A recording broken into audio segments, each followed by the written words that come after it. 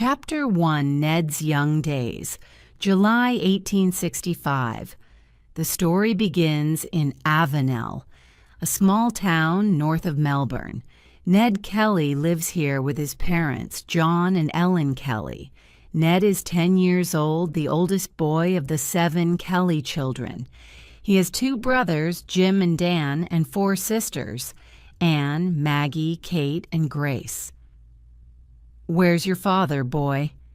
Ellen Kelly called out to her son one evening. "Is he on the road? Can you see him?" Ned Kelly looked out of the door. "No, Ma," he said, "I can't see him."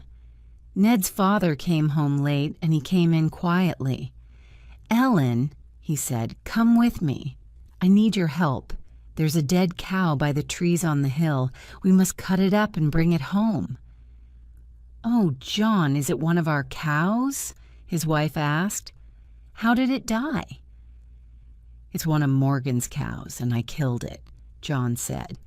"So we must be quick before he comes looking for it." "Oh, you fool," said Ellen. In the children's bed in the next room, Ned listened to this. It was a small house with only 2 rooms, and you could hear everything. Ned was pleased about the dead cow. They didn't often have meat to eat, and the children were always hungry. But dead cows bring trouble. 3 days later, there was a policeman at the door. "John Kelly, you killed Morgan's cow, and I'm taking you to prison." That was the end of school for Ned Kelly. He was the man of the family now. He helped his mother, and he worked on the Kellys' farm. The farm was not very big, and life was not easy for the Kellys. John Kelly and Ellen Quinn were from Ireland. They first met in Melbourne, and then came north to find land for a farm. Many other Irish people did the same thing. Everybody wanted land, but some people had a lot more land than other people. It was a hard, wild life. There was a lot of drinking, a lot of fighting, a lot of stealing. Horses, cows, dead or alive. John Kelly was in prison for 6 months. Prison was not good for him, and when he came out, he began to drink. A year and a half later, he was dead. "What are we going to do now, Ma?" Ned asked. Ellen thought about it. She was a tall, strong woman, and all her life she was a fighter. She had 12 children in the end and was 93 years old when she died. "We must leave here," she said.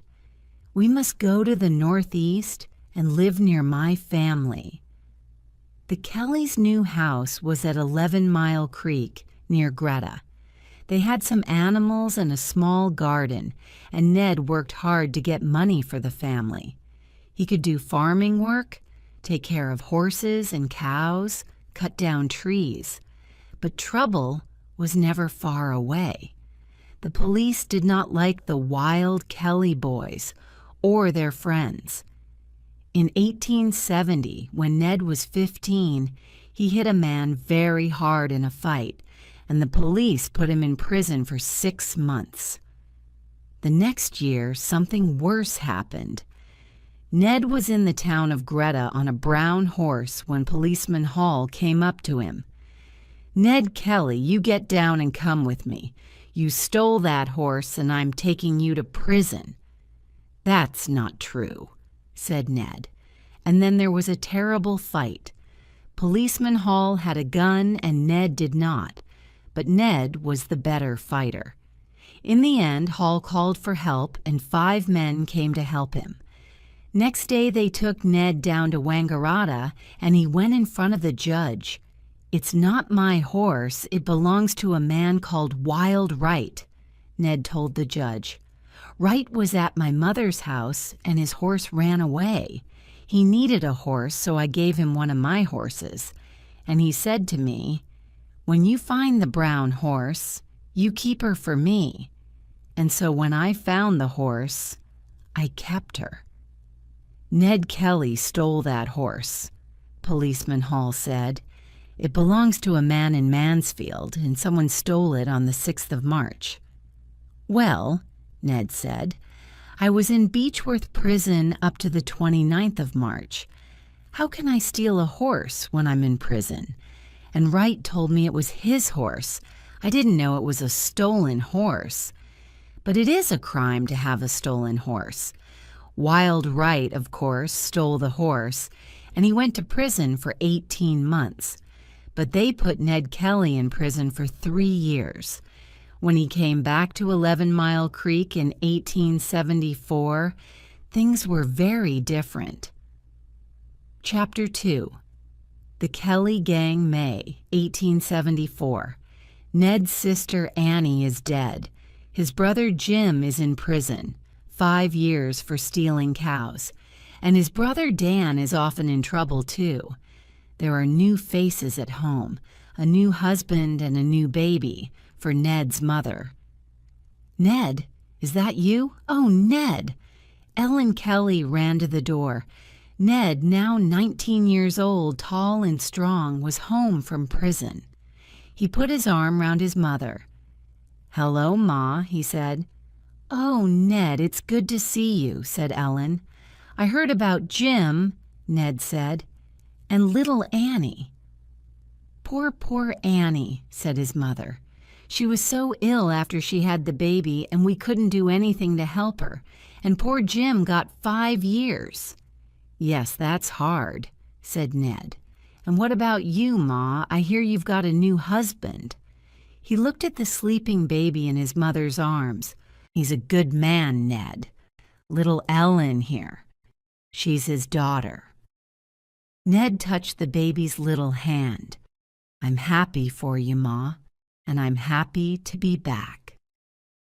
Ned soon found work. He moved from farm to farm, cutting down trees and helping with the horses and cows. He often came home to see his mother, and he and George King, Ellen's new husband, were soon friends. George was from California and was only 5 years older than Ned. On one visit home, Ned talked to George about the police. "Why do they give me all this trouble?" he said. "I don't know," said George. "They just don't like you." "It's true," Ned said. "When somebody loses a cow or a horse, the police always come to me with their questions. Then they go to my mother's house and ask her questions, and they always go late at night, when you're all in bed. It isn't right." "Well, come and work with me," said George. "Why not? You're good with horses, and I don't have any trouble with the police." "What work are you planning to do?" said Ned. "Sell horses, lots of them." "And where are you going to get all these horses from, George?" asked Ned. George smiled, and Ned laughed. It was exciting work. "We stole 280 horses," Ned said later. "Then we took them across the Murray River and sold them in New South Wales for a lot of money." The police got angrier and angrier. They couldn't stop the stealing, and they couldn't catch Ned Kelly or George King with the stolen horses. In August 1877, a new policeman came to Benalla. Alex Fitzpatrick liked horses, girls, and drink, and for some weeks he and Ned were friends. Ned's sister Kate was a beautiful girl with long black hair. She liked Fitzpatrick too at first, but soon there were angry words between him and Ned, and then a fight. A policeman could not be a friend of the Kellys for long. April 1878 came. The police had questions about stolen horses for Dan and for Ned's best friend, Joe Byrne. So Fitzpatrick rode out to the Kellys' house to find Dan. Perhaps he wanted to see Kate, too. But did Kate want to see him? On his way there, he stopped and had 2 or 3 drinks. When he arrived at the house, he felt very strong and brave. "Dan Kelly, you're coming with me to the police station," he said. "I'm having my dinner," said Dan. You can wait." Fitzpatrick sat at the table waiting for Dan, but his eyes were on Kate all the time, on her long black hair, on her beautiful body. The small room felt very hot. Then Kate walked past the table, very near him, and he put his arm around her. "You're a beautiful girl, Kate," he said. "Let's—" "Take your hands off me," said Kate. Suddenly, Ned was at the door with a gun in his hand. He fired at Fitzpatrick and hit him in the wrist. "Get out," said Ned. "Get away from my sister." Fitzpatrick ran out of the house and rode through the night back to Benalla. The next morning, there were 10 policemen at the door. They found Ellen at home, but not Ned or Dan. "Ellen Kelly," they said, "you and your sons tried to kill Policeman Fitzpatrick." "Nobody tried to kill Fitzpatrick," said Ellen.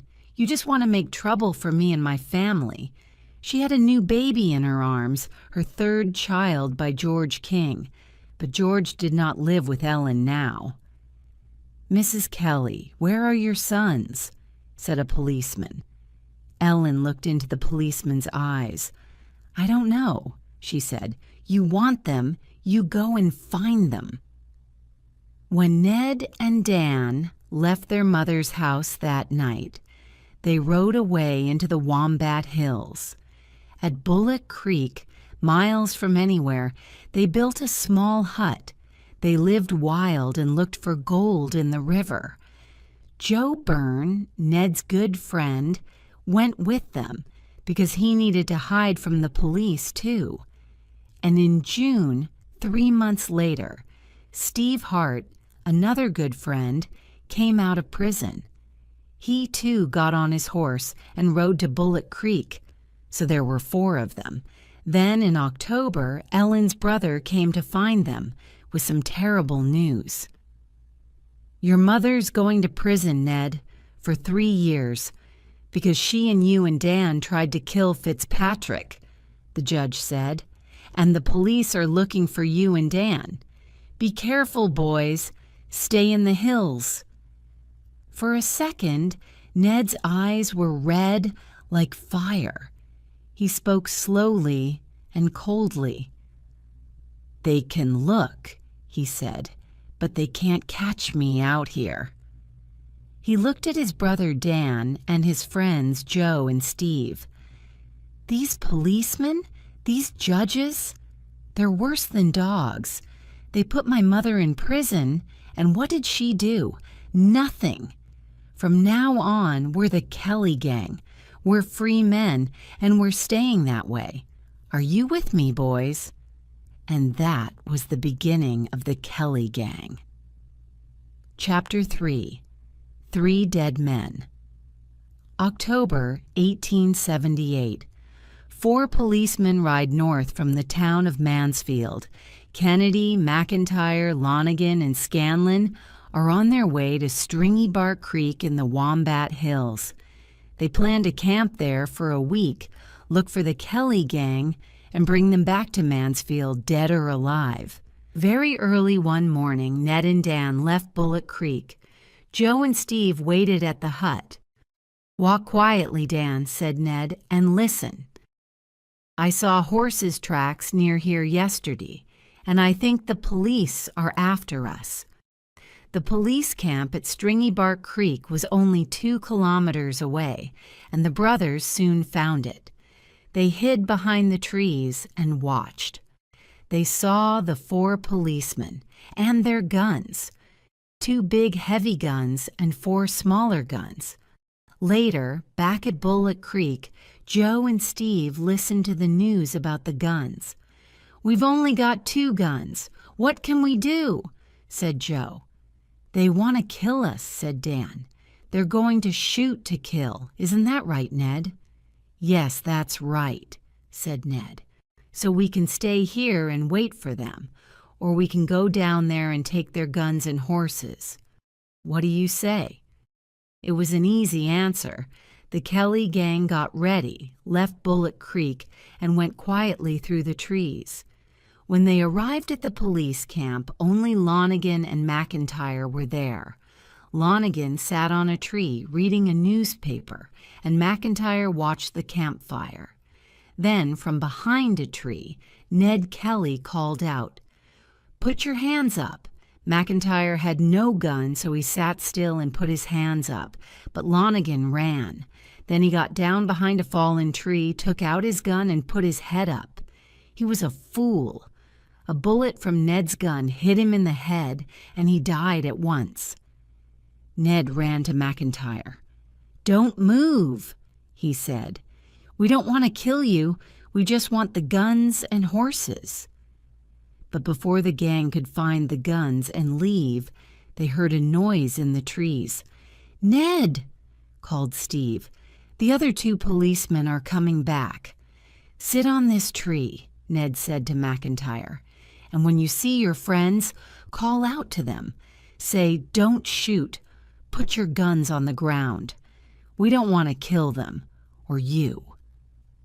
Seconds later, Kennedy and Scanlon rode into the camp. McIntyre stood up and said, "Get off your horses and put your hands up. There are men with guns here." "Oh, yes," said Kennedy. He laughed at McIntyre. "What men? What guns?" At once the Kelly gang came out of the trees and Ned called, "Put your hands up." Everything happened very quickly. A bullet from Ned's gun hit Scanlon and he fell from his horse. Kennedy jumped off his horse and fired at Dan. Dan fired back, and Kennedy ran back into the trees. McIntyre could not shoot because he did not have his gun with him, but there in front of him was Kennedy's horse. He jumped on it and rode into the trees. Kennedy tried to get away too. He went quietly through the trees, but suddenly he saw Ned in front of him. The two men fired, and Kennedy fell down. Soon he was dead.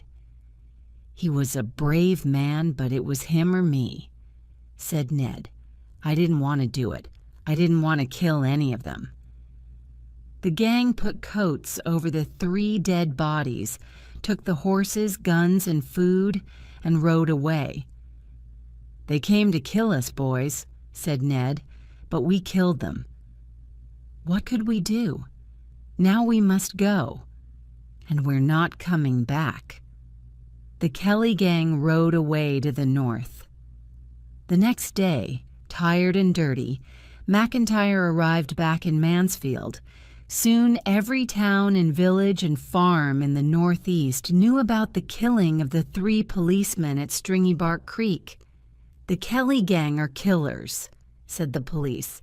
"These men are now outlaws, and we must catch them, dead or alive. When you see them, tell us. We are giving £500 reward for news of every man in the gang. £2,000 for all 4 of them." It was a lot of money. More policemen came to the Northeast with more guns, more horses. Ned and the gang stayed in the Northeast. They tried to get away to the north, but there was a lot of water in the Murray River, and they couldn't get across it. They got help from their friends and moved from place to place all the time. One week they rode more than 300 kilometers. 30 policemen rode through the hills for a month and looked for the outlaws night and day. But they never found them. And in December, Ned and the gang moved on to the Warby Hills. It was a hard, wild life, and the outlaws were tired, hungry, and angry men. Chapter 4, 2 Visits to the Bank, December 1878. The Kelly gang have many friends, but they have no money. So they rob the bank in the little town of Euroa. They speak nicely to the people in the town and do not fire their guns. They leave Euroa with £2,260, but they give a lot of the money to their friends, the poor farmers of the Northeast, to buy food, clothes, and land. The police reward goes up to £2,500. The police tried hard to catch the Kelly gang, but the outlaws had help from their friends. They were always miles away when the police came to look for them, so the police put many of their friends in prison. Ned was very angry about this. "It isn't right," he said. "Why did the police do this? Because our friends are poor farmers, not rich ones, and because they help us. We must stop the police." "But how?" said Steve. "What can we do?" "Two things," said Ned. "First, we need more money, so we must visit a bank.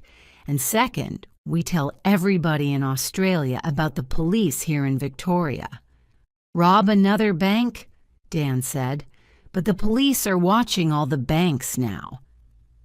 "Yes, in Victoria," said Ned, "but not in New South Wales. So we're going to a bank in Jerilderie. Here's the plan. There are only 2 policemen in Jerilderie. We arrive at night, go to the police station, and lock the policeman in the station. Then we rob the bank and go to the office of Jerilderie's newspaper." "The newspaper office?" said Dan. "Why? What for?" "To print this," said Joe. "Look, it's Ned's letter to the world. I wrote it down for him. It tells the true story about Ned and his family, about the police, about Stringy Bark Creek, about everything. We want everybody to read this letter, but how do we give it to them?" Ned said. "We must print it in a newspaper. It's the only way." Ned planned the Jerilderie visit very carefully. There were now more than 200 policemen in the northeast of Victoria because of the Kelly gang, and Ned asked his friend Aaron Sherritt for help. So Aaron went drinking with a policeman. Money passed from one hand to another, and Aaron spoke quietly in the policeman's ear. "Go to Corryong. The gang are planning to cross the Murray River near there very soon." So the police rode east to Corryong, and the Kelly gang rode west and crossed the river 200 kilometers away. And late on a Saturday night in February 1879, they rode into the town of Jerilderie. Outside the police station, Ned began to shout, "Help! Help! There's a big fight at the hotel. We need help!" The 2 policemen ran out and saw the outlaws with their guns. The gang locked the policemen in a room in the station and took their uniforms. For the next 2 days, the gang lived in the police station. On Sunday, Joe and Steve put on the police uniforms and walked around the town. "We're the new policemen for Jerilderie," they told everyone. They went past the bank and the hotel next to it and looked carefully at all the doors, front and back. Then, on Monday morning, Dan and Steve went into the hotel next to the bank and took out their guns. They took all the hotel workers into one room. "Don't move," said Dan. "You're our hostages, but don't be afraid. We don't want to shoot anybody." Ned and Joe went into the bank through the back door. When they came back to the hotel, they had more hostages, 2 bank workers and all the people from the bank. And Ned had the bank's money, £2,140. There were now about 60 hostages in the room, and Ned began to speak to them. "What's happening in this country? Do you know? No, you don't. So listen, poor men get poorer and rich men get richer. The police help the rich farmers and put the poor farmers in prison. Why? For nothing. Do you call this justice? There is no justice in Australia. The police say we are killers, but I say the police are killers. I'm going to tell you about Stringy Bark Creek, the true story, not the police story." Ned began to read to the hostages from his letter. It was a long letter. 56 pages and more than 75,000 words. After a few pages, he stopped. "Where's the newspaper office in this town?" he said. "I want to print this letter, then everybody can read it." Edwin Living, one of the bank workers, answered. "Mr. Gill is the editor of the newspaper," he said. "I know his house. I can take you there." "Come on, then," Ned said. But Mr. Gill was not at home. He was at a farm 10 kilometers away. When he heard the Kelly gang were in town, he ran away because he was afraid of them. At the house, Mrs. Gill opened the door. "Where's your husband?" Ned asked. I don't know. He's away," Mrs. Gill said. Ned looked at her angrily and took out his letter. "I want him to print this in his newspaper," he said. "Give it to me," said Edwin Living. "I can give it to Mr. Gill when he gets back." "He must print it," said Ned. "It's about my life, and I want the world to read it." "Yes," said Edwin. "Everybody must read it. And Mr. Gill's going to print it, for sure, Mr. Kelly." "He must," Ned said. "All right, you give it to him, but do it, or the next time I come to Jerilderie." They went back to the hotel, and Ned had a drink with the hostages. Then the 4 outlaws rode out of town, back to the Murray River and across into Victoria and the hills in the northeast. The police looked everywhere. They made the reward £8,000, but nobody came to get it. Nobody wanted to help them. In Jerilderie, people laughed about the visit of the Kelly gang. In April, Ned's friends came out of prison and went back to their farms. And for 16 months, the police heard nothing of the Kelly gang. And Ned's letter, the famous Jerilderie letter. Edwin Living did not give it to Mr. Gill. He went down to Melbourne and gave it to the police. Nobody saw the letter again for 50 years. Chapter 5. Alive or Dead at Glenrowan, June, 1880. The Kelly gang are living in the hills. Their friends bring them food, but life is hard, and the police are still making trouble. They don't put the Kelly's friends in prison now, but they stop them buying land. And why? Because they are friends of the Kelly gang. "We must do something," Ned said, "to help our friends. We need a new country, a country for poor people with good police and good judges. But it's not going to happen easily. We must fight for it. We need money for that," said Joe. "A lot of money. And there's a policeman with a gun at every bank now." "We need armor to go over our heads and bodies," Ned said. "Bullets can't get through armor." "How are we going to get armor?" asked Dan. "We can make it," said Ned. And they did. With help from their friends, they made 4 suits of armor from old farm machinery. Then they began to plan their fight. "Our friends want to help," Ned said. "They have guns and they want to fight with us. So we need to bring a lot of policemen to one place. How can we do that?" "With a killing," said Joe. "We kill Aaron Sherritt. He's working for the police. He tells them everything about us. You know it. I know it. Everybody knows it. He was a friend once, but now he wants to see us dead." "Yes, that's true," Ned said. "We hear it from everybody. So you go to Aaron's house at Beechworth and shoot him, you and Dan." "Right," said Dan.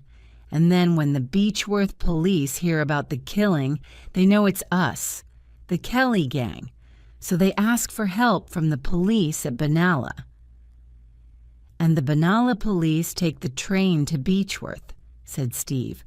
"Lots of police all in one train. And we," Ned said quietly, "are waiting for the train at Glenrowan." The plan began well. Joe and Dan rode to Beechworth. When Aaron Sherritt opened his door on Saturday, the 26th of June, Joe shot him at once. Then the two outlaws rode 60 kilometers across country to Glenrowan. News of the killing went down to Benalla. Ned and Steve arrived at Glenrowan Inn on Saturday afternoon. They began to bring hostages into the inn, people from the railway station, railway workers, people from the town. Then Ned took some of the railway workers to the hill just past the railway station. "Take up the railway line," he told them. "Go on." "We can't do that," one worker said. "Do you want to kill everybody on the next train?"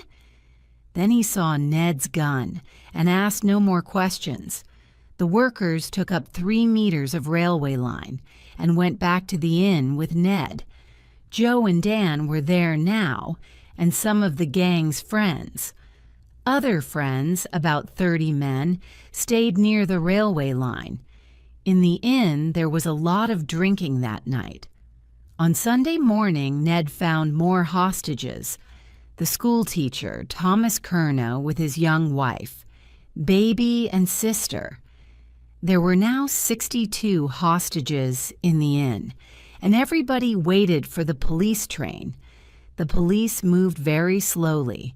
In Beechworth, Benalla, and Melbourne, they talked, made plans, and talked some more.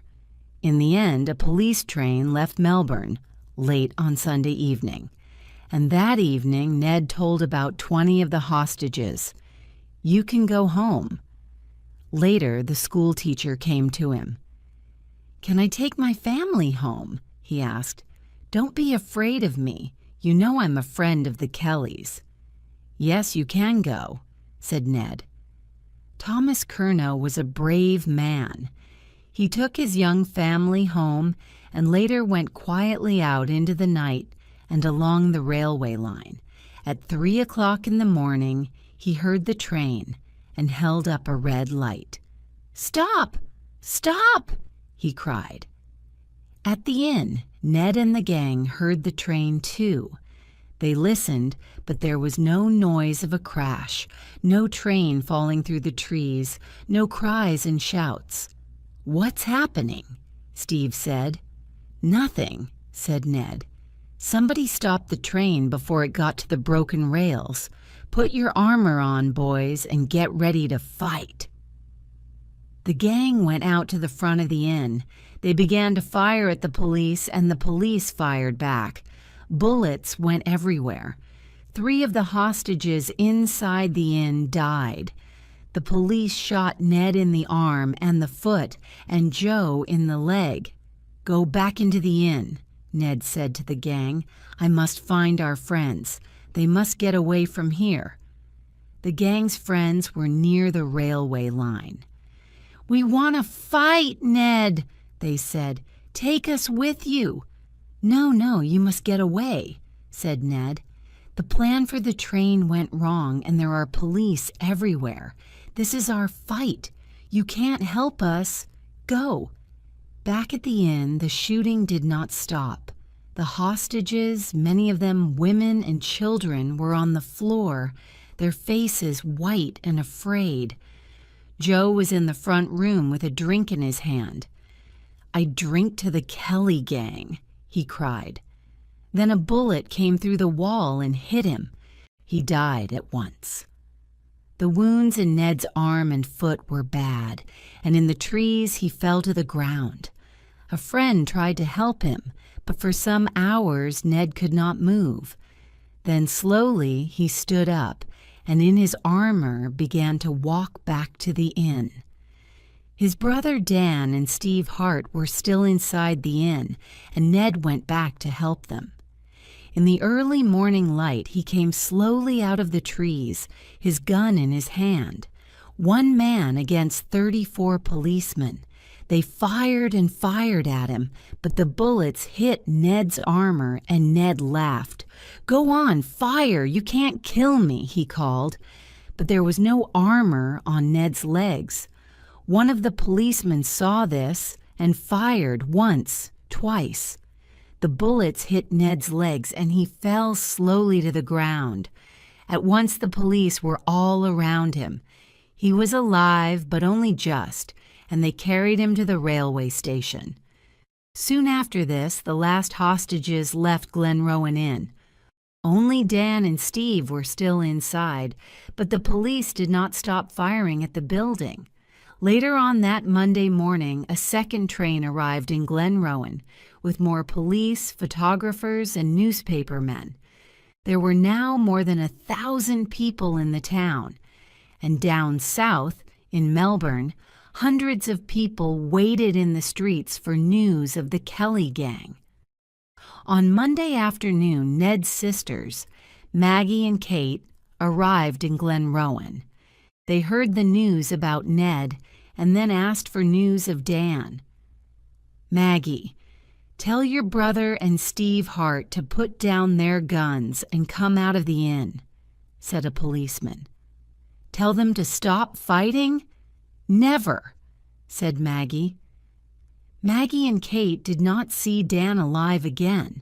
The police were afraid to go into the inn, but they did not want Dan and Steve to get away in the night, so they set fire to the building. Old buildings burn fast, and when Maggie and Kate got to the inn, the sky was red with fire. "Dan! Oh, Dan!" Maggie called out again and again. "My poor, poor brother!" Kate cried. Glenrowan Inn burnt down to the ground. When the fire was cold, they took out the dead bodies of Dan Kelly, Steve Hart, and Joe Byrne. Ned was alive, but in prison. It was the end of the Kelly gang. Chapter 6.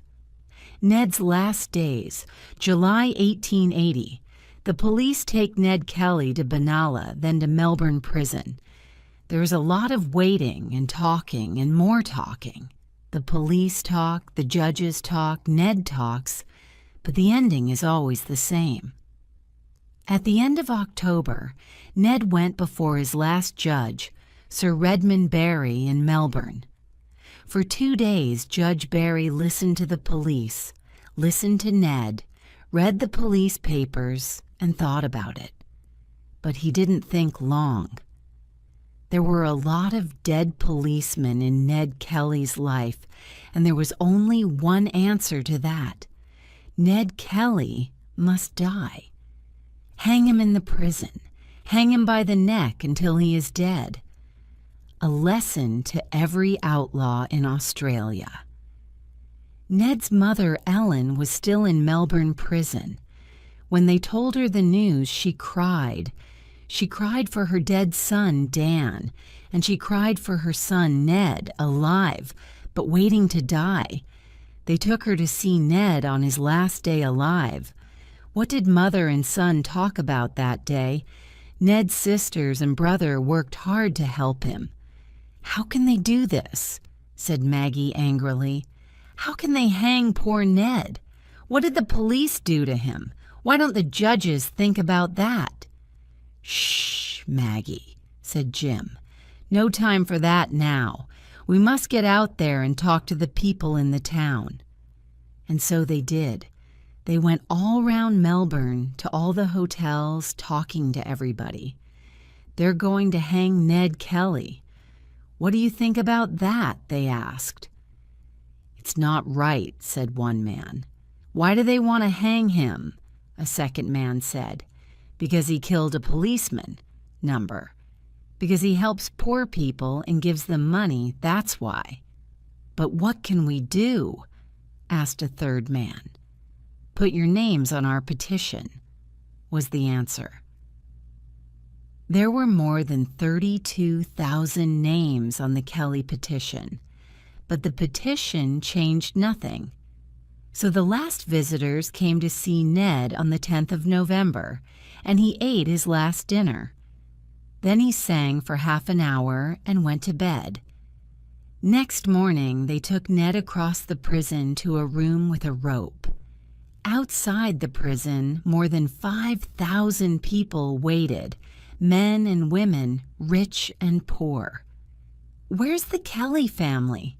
one woman asked. "Some of them are here, at the hotel," was the answer. "But Maggie went back to Beechworth yesterday. She wanted to be with her children. And there's Ned's poor mother. She's in the prison, too, waiting for 10 o'clock. Then the prisoners in Melbourne prison began to make a terrible noise, shouting and crying out and banging on their doors. And in her room, Ellen Kelly cried quietly for her oldest son. In the hotel, Jim Kelly sat with his head in his hands. "Poor Ned. This is the end of all his troubles," he said. And at 10 o'clock, the prison officers put the rope around Ned Kelly's neck and hanged him. Ned was dead. But in the Northeast, life went on. 68 people got money from the Kelly Gang reward. School teacher Thomas Curnow got £1,000. A new man, Policeman Graham, came to Greta. He was a good policeman, and Ned's friends listened to him. "Don't make trouble, and then you can buy your farms," he told them. He went to 11 Mile Creek and had tea with Ellen Kelly. Everyone talked about that. Slowly, things began to change. The police tried to be more friendly to help poor people, and not just the rich. Most of the young men stopped stealing and fighting the police. Soon it was quiet in the Northeast. The other Kelly children stayed out of trouble. Jim Kelly was a good son to his mother all her life. Ellen lived to the age of 93 and had many grandchildren, but she never forgot her oldest son, Ned. Who was the real Ned Kelly? Did he fight for the poor or just for Ned Kelly? Some people say he was a brave man. Some people say he was a fool. Some people say he was just a killer, just a wild man with a gun. One thing is sure. More than 100 years later, people are still talking about him. There are books about him, and songs and films and websites. Everybody still remembers Australia's most famous outlaw.